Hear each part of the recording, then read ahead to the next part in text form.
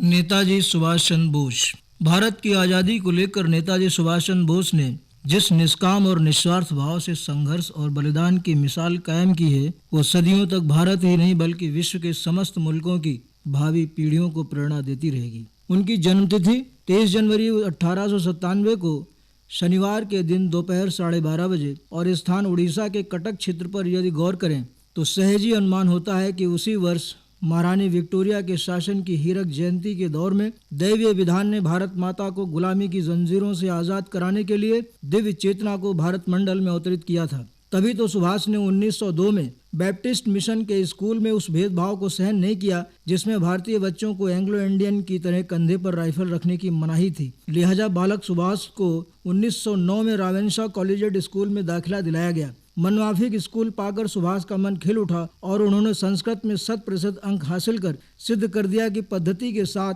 शिक्षा अनुकूल परिवेश भी जरूरी है। स्कूल के प्रधानाध्यापक बेनी माधव दास तो सुभाष के दिलो दिमाग पर जैसे छा गए, जिनके तबादले पर सुभाष को गहरा दुख हुआ था। उसी एकाकीपन के दौर में सुभाष ने विवेकानंद की वे सभी रचनाएं पढ़ डाली जिन्हें लेकर सहृदय चंद्र मित्र एक बार उनके घर आए थे। यह दैवीय प्रेरणा ही थी जिसने सुभाष को विवेकानंद से जोड़कर मानव सेवा की राह दिखाई। और उसी दिशा में जब सुभाष रामकृष्ण परमहंस की देशना से अवगत हुए तो उनमें जबरदस्त रूपांतरण हुआ और वो आध्यात्मिक उन्नति के लिए लालायित हो उठे। आसक्ति और विरक्ति के द्वंद्व में उलझे सुभाष ने जैसे तैसे कटक से मैट्रिक उत्तीर्ण की और अब उन्हें कलकत्ता का नया माहौल अपनी ओर खींचने लगा, जिसकी भनक उन्हें दिलीप राय के कटक आगमन से लग चुकी थी। कलकत्ता विश्वविद्यालय का प्रेसिडेंसी कॉलेज 1913 में सुभाष के जीवन का अगला पड़ाव बना। उन दिनों बंगाल में अरविंद घोष का आज़ादी के आंदोलन में खासा नाम था और उनके मित्र बाल गंगाधर तिलक ने स्वतंत्रता हमारा जन्म सिद्ध अधिकार है का नारा देकर पूरे देश में हलचल मचा रखी थी। उसी दौरान सुभाष 1914 में गुरुदेव रविन्द्रनाथ टैगोर के ग्राम्य विकास कार्यक्रम में भी उत्सुक हुए। अब तक सुभाष का राजनीतिक क्षेत्र में पदार्पण नहीं हुआ था, लेकिन आध्यात्मिकता का उन पर खासा असर था, जिसके चलते एक बार उन्होंने भगवा वेश में कुछ दिन शांतिपुर के शिविर में भी बिताए। अगले वर्ष 1914 की गर्मियों की छुट्टियों में वो योगी गुरु की तलाश में मथुरा, वृंदावन, बनारस, हरिद्वार और ऋषिकेश की खाक छानते रहे, लेकिन उन्हें सफलता नहीं मिली। हाँ, इतना जरूर हुआ कि उनके वियोग में माता प्रभावती और पिता जानकी नाथ बोस मरणासन्न जरूर हो गए। इस तरह प्रेसिडेंसी कॉलेज के 2 वर्ष जीवन पथ की तलाश में निकल गए और सुभाष को एफए की परीक्षा में कॉलेज में बिना किसी स्थान के प्रथम श्रेणी से संतुष्ट होना पड़ा। गौरतलब है कि सुभाष के प्रेसिडेंसी कॉलेज के दिनों में प्रथम विश्व युद्ध जोरों पर था और इससे ऊपर कलकत्ता का अपना गर्म मिजाज भी था, जिसने कटक के शांत सुभाष को और अधिक अशांत बना दिया था। सन 1916 में सुभाष ने बीए ऑनर्स में अपनी रुचि के अनुसार दर्शन शास्त्र विषय चुना। तर्क वितर्क की गर्मागर्मी का अंजाम ये हुआ कि वो ओटन कांड में कॉलेज से निष्कासित कर दिए गए और 1.25 साल उन्हें कटक में तब तक काटने पड़े जब तक कि श्यामा प्रसाद मुखर्जी के पिता आशुतोष मुखर्जी कलकत्ता विश्वविद्यालय के प्रधान नहीं बन गए।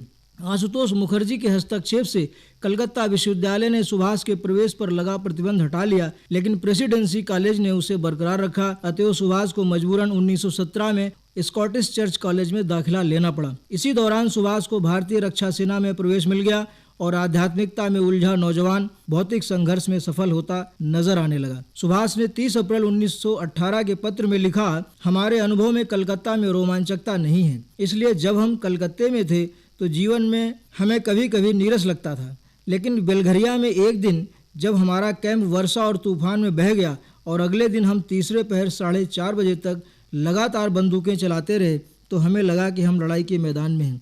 हमें वहाँ का जीवन बहुत भला लगा।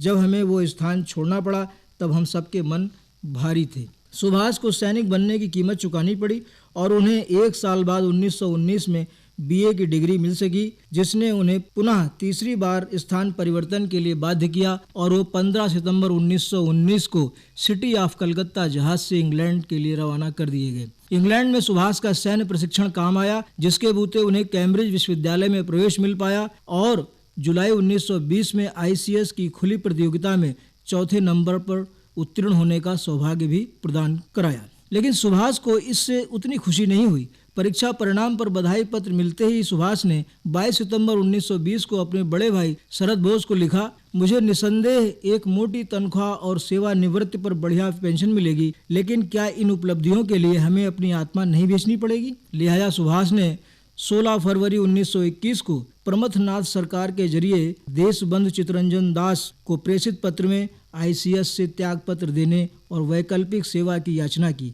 अंततः सुभाष ने 22 अप्रैल 1921 को भारत मंत्री E.S. मॉन्टेग्यू को आईसीएस से अपना नाम हटाने का निवेदन भेजकर जीवन के दूसरे अध्याय की शुरुआत की। इसके लिए सुभाष ने इंग्लैंड से वापसी के लिए कलकत्ता के बजाय बम्बई का रास्ता चुना, क्योंकि उन दिनों असहयोग आंदोलन के जन्मदाता महात्मा गांधी वहां मौजूद थे।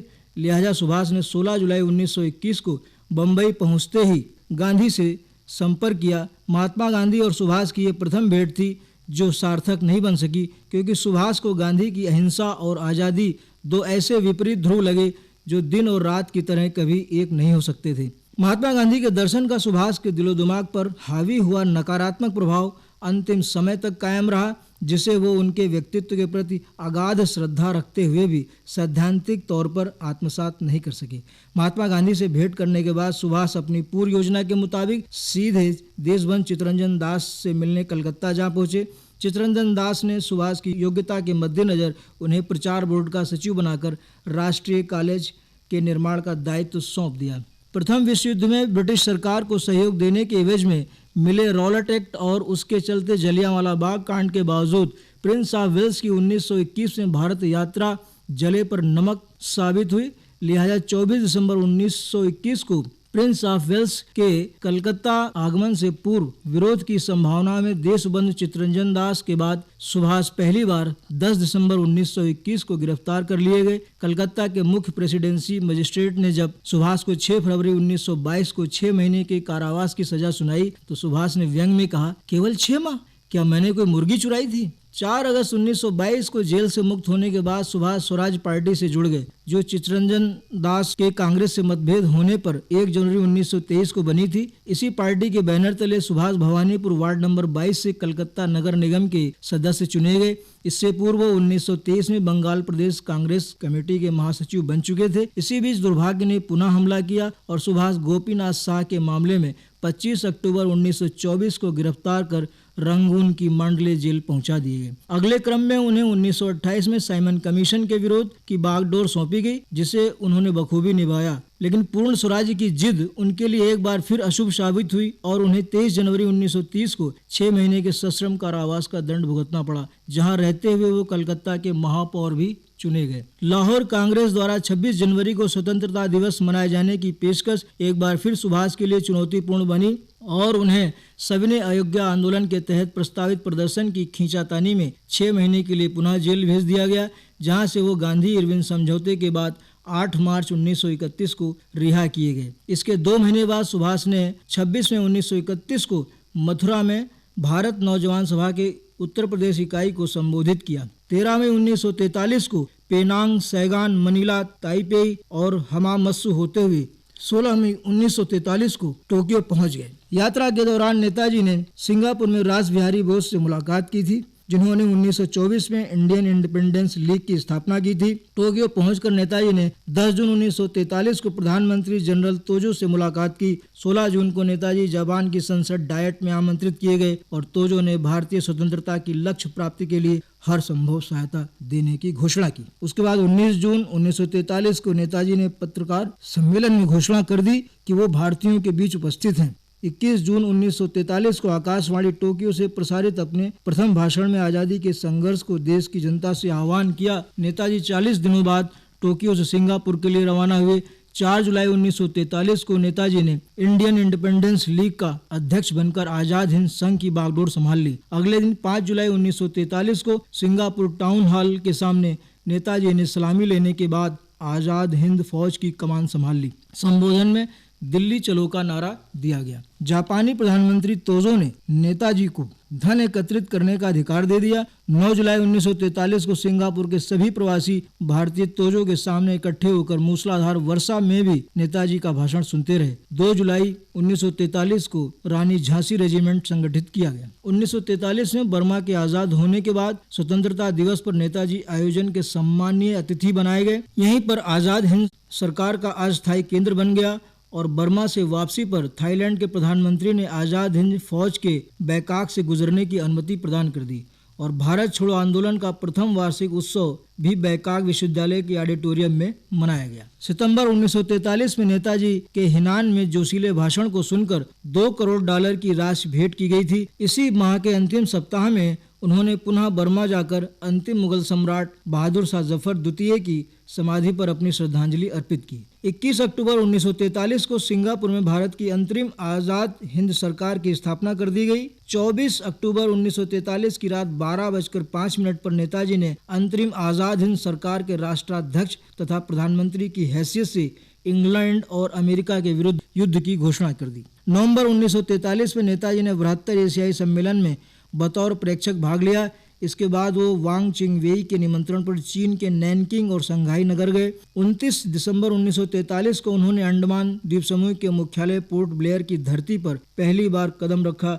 अंडमान से नेताजी थाईलैंड पहुंचकर 1 सप्ताह तक शाही मेहमान रहे और 7 जनवरी 1944 को रंगून पहुंचकर आज़ाद हिंद सरकार, आज़ाद हिंद संघ और आज़ाद हिंद फौज के मुख्यालय स्थापित किए गए। जब भारत की आज़ादी की लड़ाई का निर्णायक इतिहास लिखा जाएगा तब बर्मावासी भारतीयों का सम्मान होगा। आज़ाद हिंद फौज के सैनिकों से कहा, यदि युद्ध करते हुए गिरो तो तुम्हारे हाथ में राष्ट्र का तिरंगा झंडा ऊंचा लहरा रहा हो। तुम्हारे इस परम त्याग से भारत की भावी पीढ़ी गुलाम नहीं स्वतंत्र पैदा होगी। इसी दौरान 9 अगस्त 1945 को सोवियत संघ ने भी जापान के विरुद्ध मोर्चा खोल दिया और अमेरिका ने हिरोशिमा एवं नागासाकी को बम से विध्वंस कर दिया। 14 अगस्त 1945 को ब्रिटेन और उसके मित्र राष्ट्र विजयी हुए और जर्मनी, इटली तथा जापान हार गए। नेताजी के पास जब खबर पहुंची तब वो एक सांस्कृतिक कार्यक्रम देख रहे थे। उन्होंने पूरा कार्यक्रम देखा, फिर मुख्यालय लौटकर मंत्रिमंडल की आपात बैठक में आज़ाद हिंद फौज के सैनिकों और कर्मचारियों को सेवानिवृत्त करने का फैसला लिया।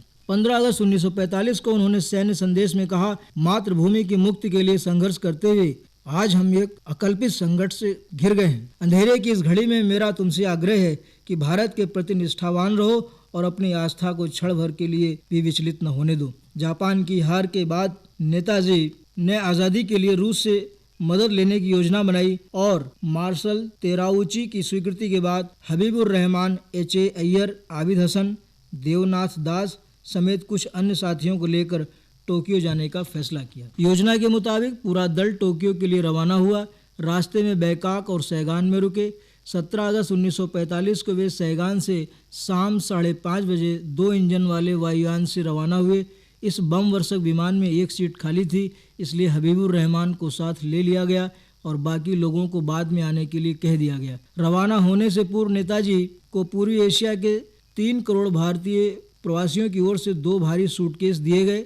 रास्ते में तोराने में विमान से मशीन बंदूकें और बम उतारे गए। नेताजी ने वहां के मोरिम होटल में रात बिताई। अगले दिन 18 अगस्त 1945 को सुबह 5 बजे विमान तोराने से उड़ान भरकर दोपहर तक तेईपेई पहुंचा। दोपहर में विश्राम के बाद 2 बजे विमान ने पुनः टोक्यो के लिए उड़ान भरी, लेकिन उड़ने की थोड़ी ही देर बाद एक गिद्ध विमान से आ टकराया और विमान जमीन पर आ गिरा। इस दुर्घटना में हबीबुर रहमान को चोटें आईं और लेफ्टिनेंट जनरल सिदेई तथा विमान चालक मेजर ताकी जावा की मौके पर ही मौत हो गई, जबकि नेताजी सुभाष चंद्र बोस समेत 4 व्यक्तियों की अस्पताल में मृत्यु हुई।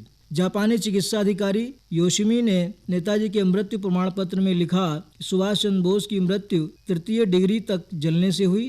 वे पूरी तरह जल गए थे।